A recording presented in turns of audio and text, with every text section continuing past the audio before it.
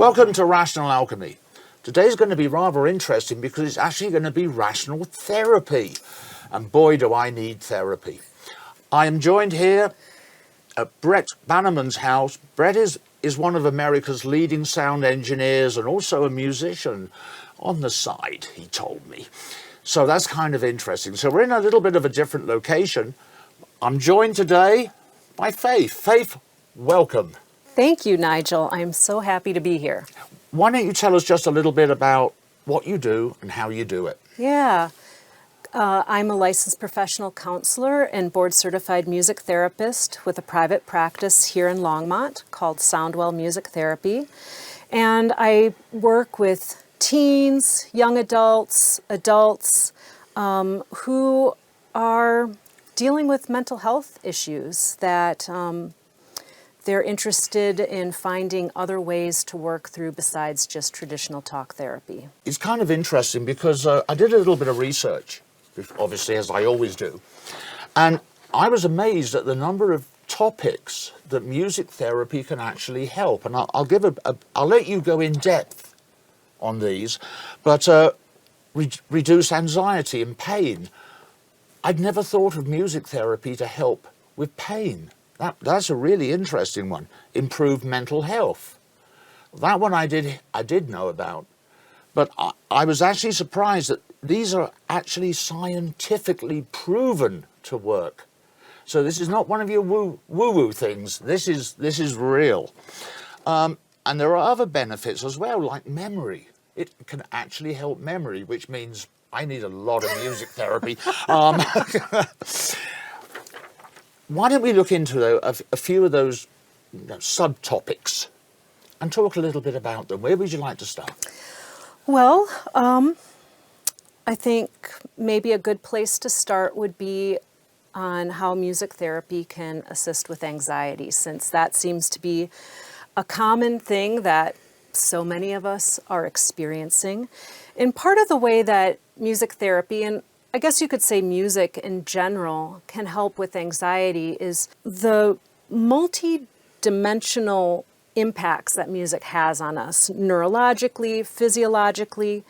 Music can affect our breathing, can promote deeper breathing. It can help our thoughts to settle. It can help us to identify and express the emotions that we may be feeling that are underlying the anxiety. So to give a more concrete example, in my office, I sometimes have people who are living a lot in their heads, as one tends to do when experiencing anxiety. And so I will offer them an opportunity to play one of the instruments that I have in my office. It might be the ocean drum, or it might be a reverie harp, which is this lap harp that is tuned in such a way that anyone can play it. Even me? Even you. Oh, I find that very hard to believe. And you can feel the vibrations of the instrument in your body. And as people are playing these instruments, they start to become more settled and grounded into their bodies, which then helps them to start to talk about what's really going on for them rather than being lost in a wave of ruminating thoughts. It's funny you should mention it in that particular way, because I know when I'm feeling a bit down, if I put on, say, Pink Floyd's Echoes from Pompeii, even though what the song is expressing, the music calms down. I do remember seeing a couple of programs about music and how it affects the brain. Mm-hmm. And I found that absolutely fascinating, that just sitting there and listening to music actually changes your psychologically on how you're thinking. Yeah. It's absolutely amazing. Yeah. And because of the ways that music can impact the brain, whether that's listening to recorded music or actively engaging in music making, that's what makes music therapy so potent and relevant in a wide variety of healthcare settings. For example, there are music therapists who are working in NICU settings, working with premature babies and parents and helping to helping support these families with children, babies who are in critical condition, helping to reduce heart rate, helping to increase respiration, helping to develop bonding, which is so important in those early stages and can be difficult to do when you can't be actively holding your child. There are music therapists who work in special education settings. There are music therapists who specialize in working with people on the autism spectrum. There are music therapists who work in rehab settings, so using music as a way to help people recover speech and movement after experiencing a stroke. Some people may remember Arizona Representative Gabby Giffords, who was shot, and music therapy was a huge part of her rehabilitation process. Wow. I had not heard that. Yeah, yeah. And then there are music therapists who work specifically in memory care, working with older adults who are experiencing neurological, neurodegenerative diseases like Parkinson's. And then there are music therapists who work in hospice. That is fascinating. What led you into this type of work? Yeah, well, my undergraduate degree is in vocal performance and vocal pedagogy, and by my senior year, as I was preparing for my recital, I realized that I don't have the demeanor and the temperament to be a full-time performer, because it's hard work and requires discipline. I think I might disagree with you on this, but... requires discipline that I don't necessarily have.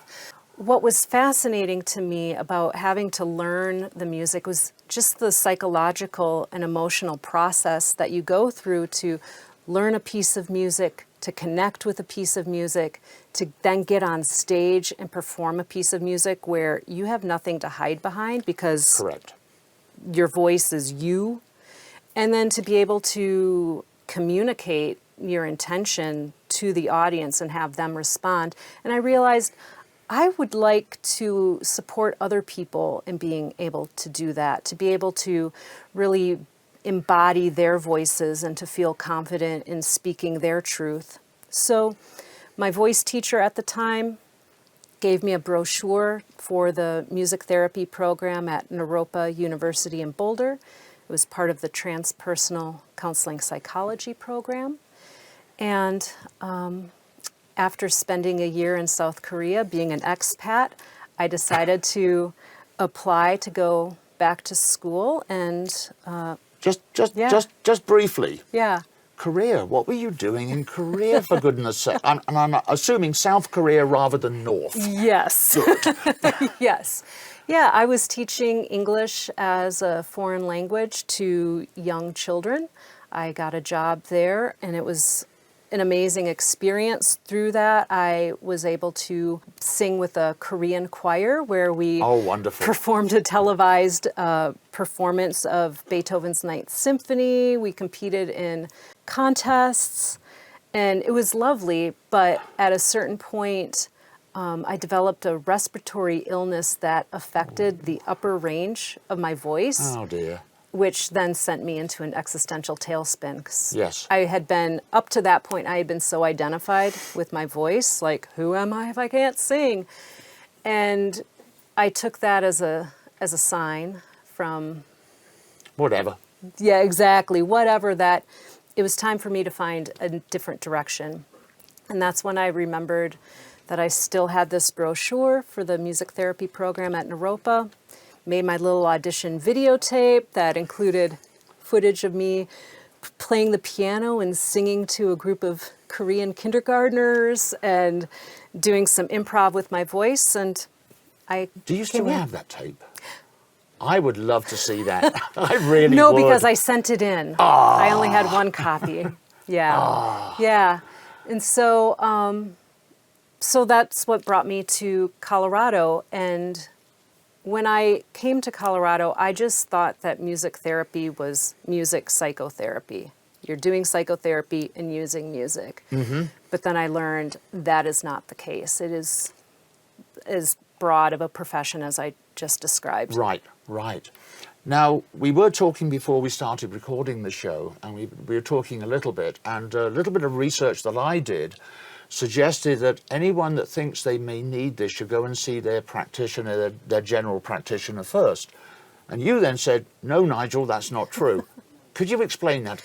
Yeah, well, I would say that it depends on who you are, what kind of support you're looking for from music therapy. If someone is looking for counseling support, mental health support, people can reach out to me directly because I'm an LPC and I'm LPC? licensed professional counselor. Okay. I'm in network with all of the major insurance companies and Medicaid. Apparently, I'm also in network with Medicare, but I haven't worked all that out yet exactly.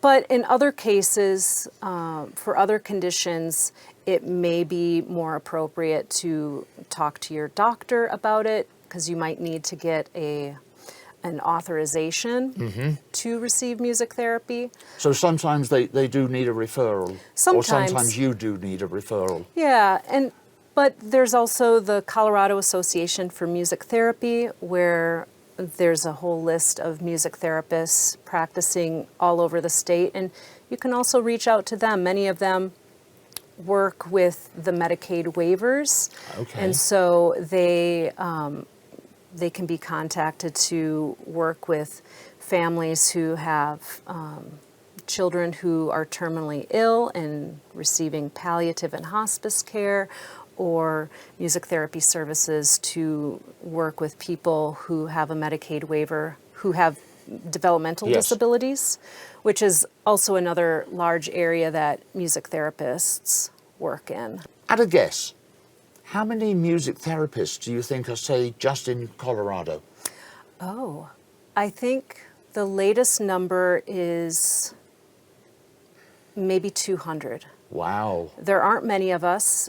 At this point, Colorado State University is the only music therapy program in the state. I'm currently a PhD student in their music therapy program there. Most excellent. Yeah, it's been mind-blowing. I bet.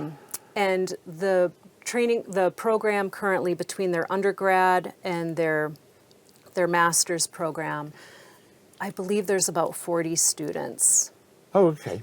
Okay. So it's So growing. gradually the numbers are getting much, much larger. I'm sure most of you guys are sort of around the Denver area. Colorado Springs, probably Pueblo, Yeah. Fort Collins. Yep, definitely more located in the Front Range. Yes. But there are some music therapists out on the Western Slope, Oh, okay. in Montrose area, and higher up in the mountains. There's a music therapist who has a nonprofit that works specifically with veterans, Oh, nice. and his program's based in Vail, Okay. I believe, and they do like retreats and workshops, like Right. songwriting type workshops. This is fascinating. This is fascinating. My daughter nearly got into actually art therapy. Ah, nice. Do you ever work with art therapists? I have in the past. Currently, I haven't, but prior to the pandemic, I had a contract with the St. Vrain Valley School District where I was the music teacher for one of the special ed programs, and they also had an art therapist who was the art teacher, and sometimes we would collaborate. When I graduated in 2007, I did some contract work with Adams Camp, which is a program that every summer they have overnight camping experiences for kids with developmental disabilities, and provides them with a camp-like experience while also providing therapy and providing their family, parents, siblings with a chance to experience Right. being in nature. And so on those teams, it would often be a music therapist, an art therapist, a speech therapist, an occupational therapist, a physical therapist. And so sometimes we would collaborate in those ways. And when I was completing part of my internship with hospice, at that time it was Hospice of Metro Denver, I would work with an art therapist too, particularly in children's Yes. bereavement. I don't think people in America realize how much help is actually out there. It's not something you really hear about. And from what, just the brief words that you've spoken, there's a lot of help out there, providing you can find out where to go. Yeah, and I would also say that it's provided you have the resources to pay for it. Yes. Because while I can bill insurance as an in-network provider, that's because I'm licensed. But music therapy isn't a licensed profession in Colorado or in most of the states. Right. In some states, licensure has passed. And so that can limit people's access. Some music therapists will create super bills and have their clients pay them directly, and then they can communicate with their insurance company for out-of-network benefits, which poses challenges because the insurance company is not necessarily going to pay that person back. And services can be expensive. Can be expensive. Absolutely. Absolutely. So, let us change just a little bit. Okay. I'm going to become your patient. Okay. Okay? And what we're going to do is, we're going to pretend that we have never met. Okay? Okay. And I want you to treat me exactly as you would treat a new patient coming to you saying, can you help me? Okay. Okay? Suffering a bit from depression, lost a dear friend. Okay? That bit you know. Yes. So, I'm brand new. You've never seen me before. What happens next? What happens next is I would ask you, how are you feeling? What brings you to therapy today? What would you like to work on? Okay. Let me have a think about that. The reason I'm here is a very dear friend died, and I'm missing him enormously. He was a very important person in my life, and I'm feeling a bit depressed about it all. I really am. And I'm not quite sure how to get out of this depression, to be honest with you. Now, I do love music, always have done, always will do. If I die listening to Pink Floyd, trust me, I'm happy. What else do you need to know? Well, then I would ask you, are there certain songs that remind you of him, that you would associate with him? The funny thing is, we never actually ever talked about music. I don't know what he liked to listen to. We used to go out and we used to have lunches together, and we talked about everything. I mean, we solved all of the world's problems over lunch. It was not difficult. But, Thank you for your service. But no, music is one thing. I don't know what he liked to listen to. Probably some dreadful country and western, actually, but we won't go into that. Okay. So part of the reason why I would ask if there are certain songs that you associate with him would be to help facilitate the sharing of memories. Understood. Because oftentimes when we have first experienced a loss, it's important to be able to share those stories and to be able to keep that connection that we feel to that person. Okay. But then another thing, if a song wasn't coming to you, something else that I might suggest would be improvising around that feeling. And okay. Making some music together. I wouldn't expect you to necessarily play all by yourself, although sometimes clients do. They want to just be witnessed making music, and then other times there are clients who want that shared support. Okay, okay. I do know that if you hand me a musical instrument, we're going to lose all our viewership because I cannot play a single instrument. I have tried and I have tried and I have tried. It's just not how I'm wired. I can sing, Okay. but I can't play a musical instrument. I would question whether or not you could play a musical instrument. I would ask you, what does playing a musical instrument mean to you? Like, when you think of playing an instrument, does that mean you have to be performing with a certain level of proficiency? Mm-hmm. Or does it mean like you physically can't move your fingers to play the keys on a keyboard? Okay. I do have a synthesizer at home, and I do sit up there and see the crazy noises I can get out of this damn thing. And it was a Roland 1974-ish. It's one of the very, very earliest synthesizers that we, the general public, could buy. Mm-hmm. And I have a lot of fun doing that. But putting together a tune, no hope in heck. And I think that's the beautiful thing about improvising, is that it doesn't, and I should say improvising specifically within a music therapy Mm-hmm. context, is that it's much more about the process rather than the finished product. Okay. And so sometimes I find when I improvise with people that I think it gives people that permission to connect with their creative side, which we don't give ourselves enough permission to connect with in our society. And was kind of going back to what I said earlier about music and anxiety, it helps people to just become more embodied in the moment, where then feelings and thoughts can come up that can then be shared, processed.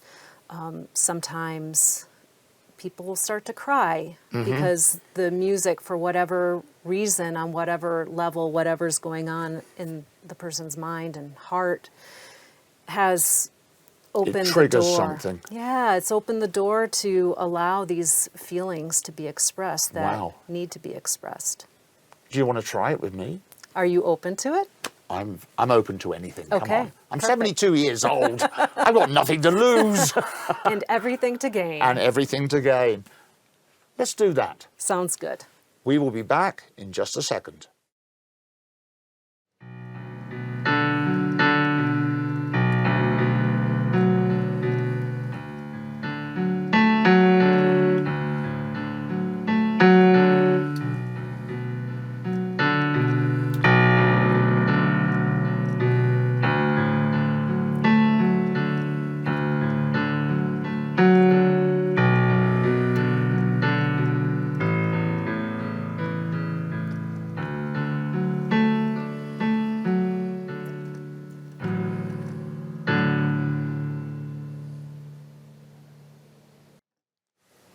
That was wonderful. I love your use of the black keys.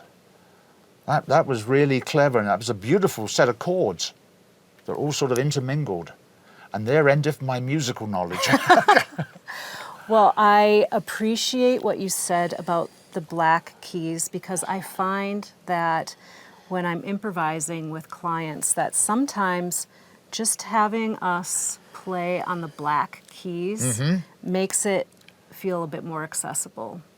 Because otherwise, if you have the entire palette of the keyboard available, it can feel really overwhelming. Right.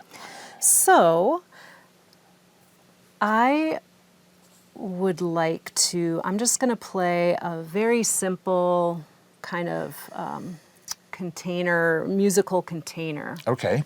It's going to just be simple back and forth. Let's see. I'm going to play it with this hand. That was because almost it's Pink limited. Panther. Yeah, and so I'm just going to play this pattern. Okay. And then when you feel ready, come in and play whatever black keys you want, because there's no right or wrong note Oh, okay. with this. Can I just... Okay.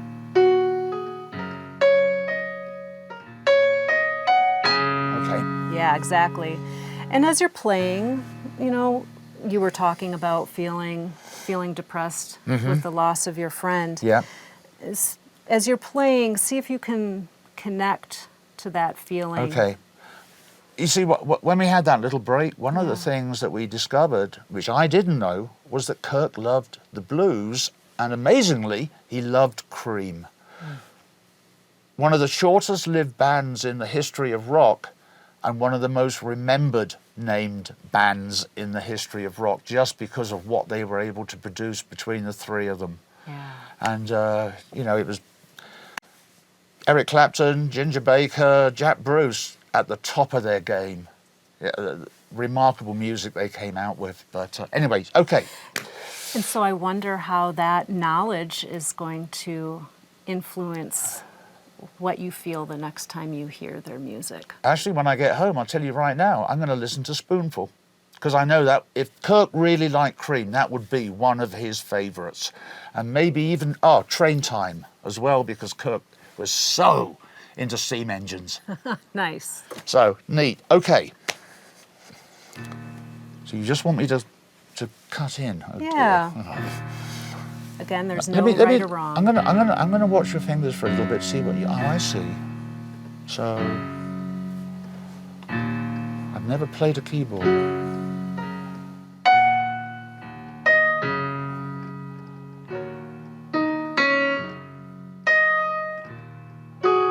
Ooh.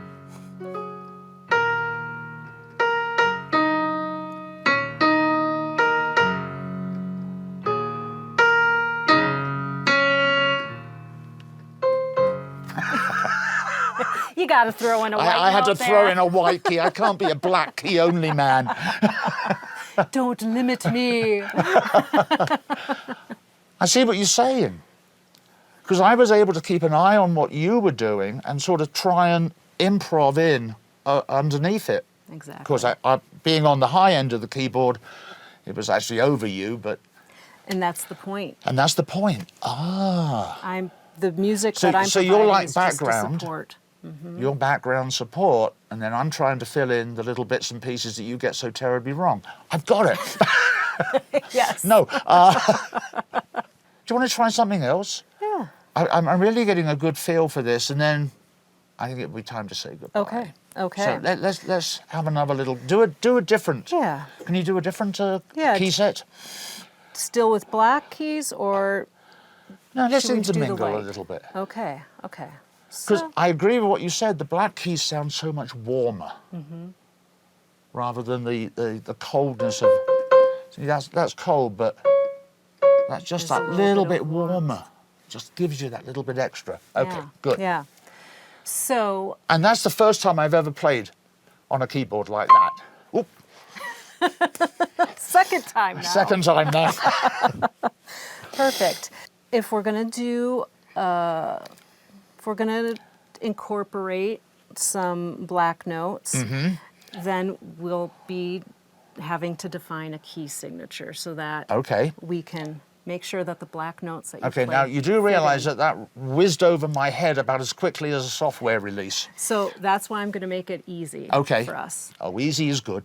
Make this the only black note that you play, whether it's here, here, here. Oh, so I can do that one, and that one. Yep, and then white keys. And then otherwise. white keys thrown in at the same time. Yeah. Okay. And see, this is a great example of how music can be helpful for those of us who are getting older and needing to Getting older? work on our memories. Getting old, darling, some of us are already there. I'm trying to be diplomatic, Nigel, Right. because you're young at heart, clearly. Well, yeah, there is that. You mean mentally unstable? No, anyway. Let's see what you're doing. Let's see, what am I doing? No, that's too low.